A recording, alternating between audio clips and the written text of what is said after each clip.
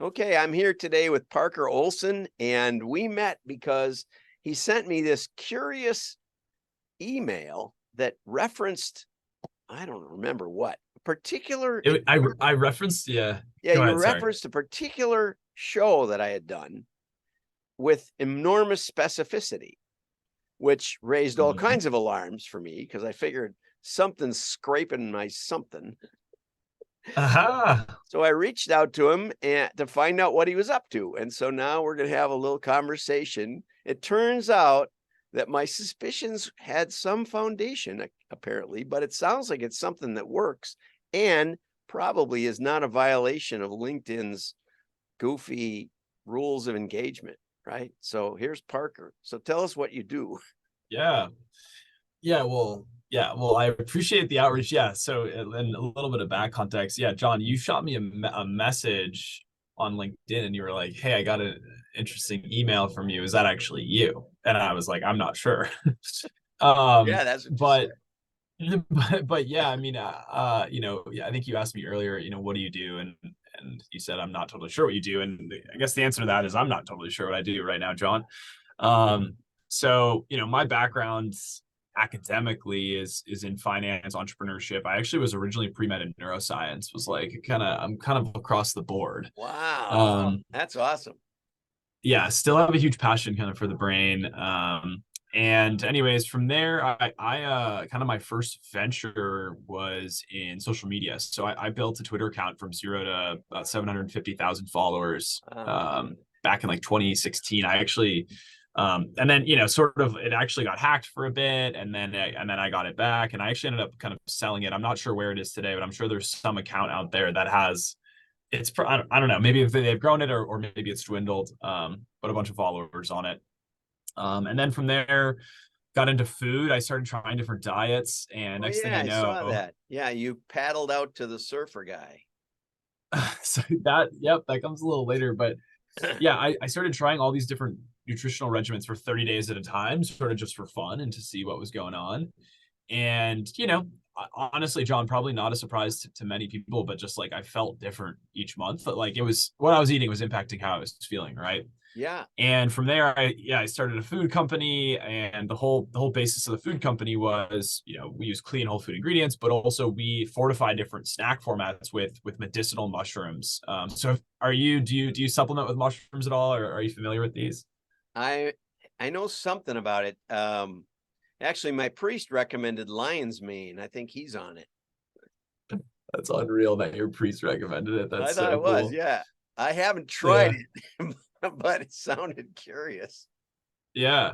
Yeah. So anyways, yeah, I mean That's that isn't that a that mushroom? was That's a mushroom derivative, that's isn't a it? mushroom. That's actually one of the mushrooms we use. So There you go. there it is, right there. Yeah. So we started taking different mushroom extracts in like a powdered format, and we would put them into snack foods so people can sort of easily get them into their diets. Um, and then I worked on that for a couple of years, and still kind of do. But we're in the middle of kind of, I don't know, just kind of either winding it down or selling it. There's a couple of people that are interested in it. And through that, I started learning about kind of podcast guesting as a marketing channel. So I've always been really curious more about like super unique marketing campaigns and channels. Like to me, I hate the idea, and I don't think it works very much when you go to just like the most popular marketing channels, and you're just sort of pumping dollars into it, and the reality is that they're super saturated, right? So it just creates a lot of noise, and when 1,000 people are vying for a consumer's attention in a single channel, well, that doesn't really set you up for success. So I started getting into all sorts of other ways to market our business. What you referenced, right? I would like swim product out to people who are kayaking on this lake I used to live on in Seattle, and then like I would record it and we'd use it for content. I used to do product giveaways on airplanes, like mid airplane ride. I'd walk around with like a handwritten sign and like give away a product, and we'd record that and all sorts of funky stuff. I lived out of a branded pop-up camper van for a year and drove around the country and Yeah, recorded a that bunch of I saw content. that. And That was nicer though than the most pop-up. That was a full-on nice pop-up camper. I mean, it's still a pop-up camper. It isn't like a Sprinter or anything. I know. I mean, and it's vintage. That thing's in 1995. yeah, so I started getting curious about sort of alt channels, right? I leverage LinkedIn a lot as a marketing channel. And one of the channels I had learned a bit about was just like podcast guesting. You Yeah. know, it's like, how can you get on podcasts to sort of share your story? And so I started just kind of messing around, and I went on a couple podcasts, and some of like the unique stunts and things I've done in the past have enabled me to get on. And yeah, I basically, sort of built in-house at Forage on this what I guess I sort of call an engine. It's what we call pod pitch today. And yeah, we've built a way that we can scrape effectively all available information on any podcast in the world, including like podcast host information. And we feed that into an AI engine. And then we let's say like our clients who, and for us, it's like we service people who want to go on podcasts. So our sort of value prop is we say, hey, we'll get you on 4 podcasts a month. And originally I was just doing this for myself. But we, John, let's say you want to go on podcasts, right? In your niche. We would record a half an hour interview and I'd ask you a bunch of questions about yourself and what you're trying to do and who you are. And we would feed the transcript, the video and the audio transcript Okay. into the same AI engine. Yeah. And the AI engine says, okay, here are the top 1,000 podcasts that are relevant to John. And here is the custom copy outreach for all of them. Cool. And then we execute on it. And then, we have to like manage the follow-ups because, it's not as straightforward as just you reach out and you get on a podcast, right?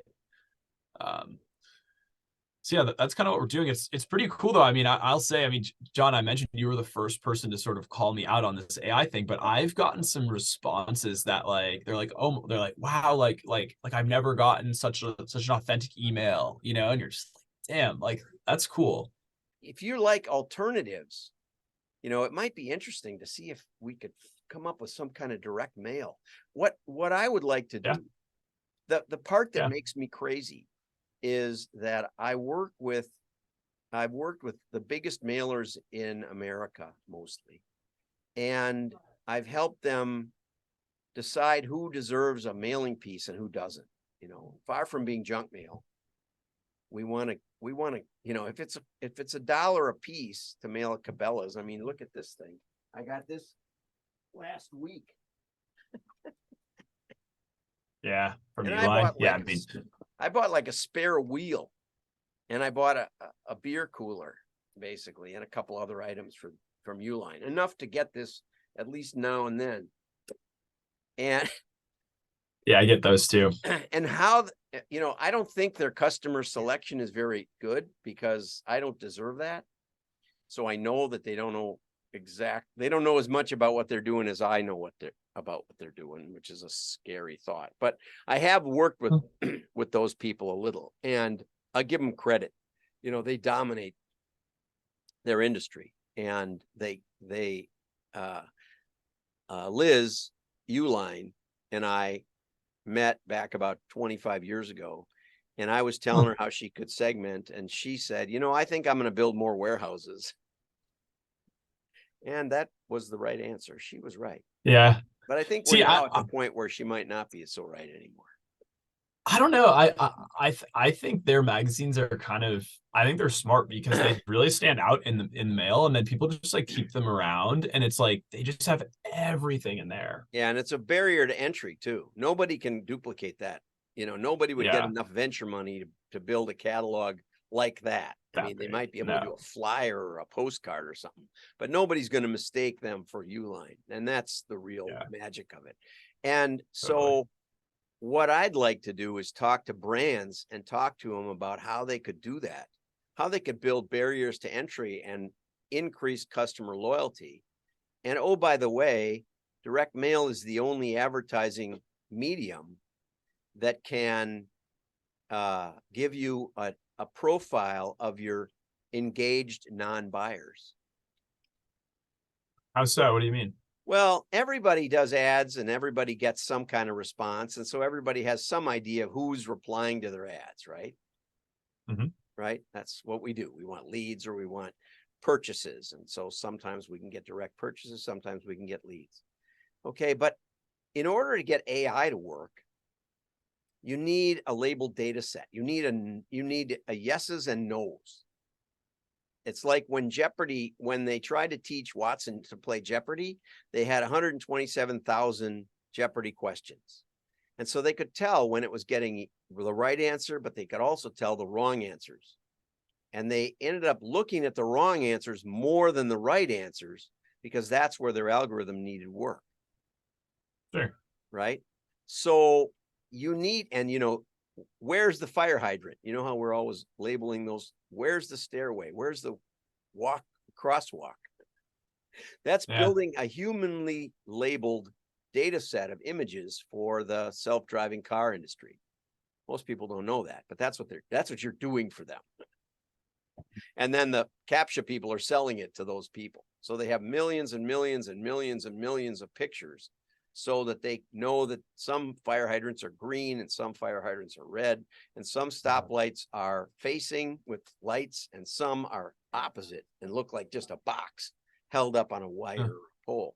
See, all of those matter, but it matters just as much to show images where there aren't fire hydrants, because that's part of the game.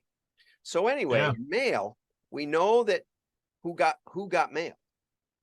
We know the list that we used, right? Yeah. And we know it gets delivered because the post office is good at that. And we know that it goes to the household because nobody just throws the mail on the trash out at the road. So You're kind of guaranteeing like an open rate. Yeah. Well, I'm not worried too much about the open rate. I'm just worried about that it gets to a decision maker and a decision is made. Okay. So we have 10 times the tactile sensors in our brain that we do ice in our eyes. So there's a level of engagement that's higher with mail, even if you throw it right in the trash, than there is with the banner ads that you don't even see. Yeah.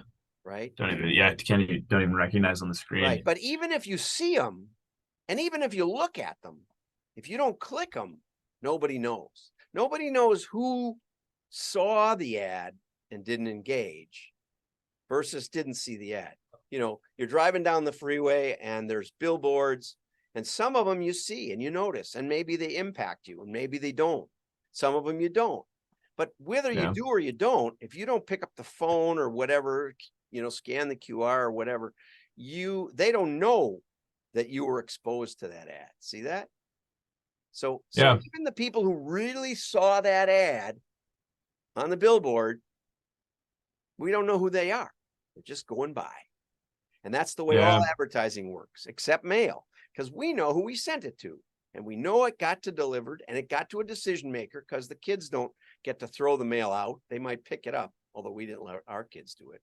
Went to my wife and she looks at it and she makes a decision. So there's an engagement and a decision from a decision maker that's a no. And that gives you the labeled data set. So what I'd like to say to brands is, if you really want to know who your customers are, you need to know who the engaged non-buyers are. And no brand that doesn't do mail knows that. There is no advertising media that really gives you that. Now, you can upload a mailing list to Facebook and you can do it to Google Ad Network. So there is a way to do it in digital, but most people don't do it. Most people don't even know that it's available. Have you heard of Postpilot? I don't, I'm not off the top of my head. I'm going to get another cup of coffee. Go for it. John, just heads up, I do have a call at 1 in 6 minutes.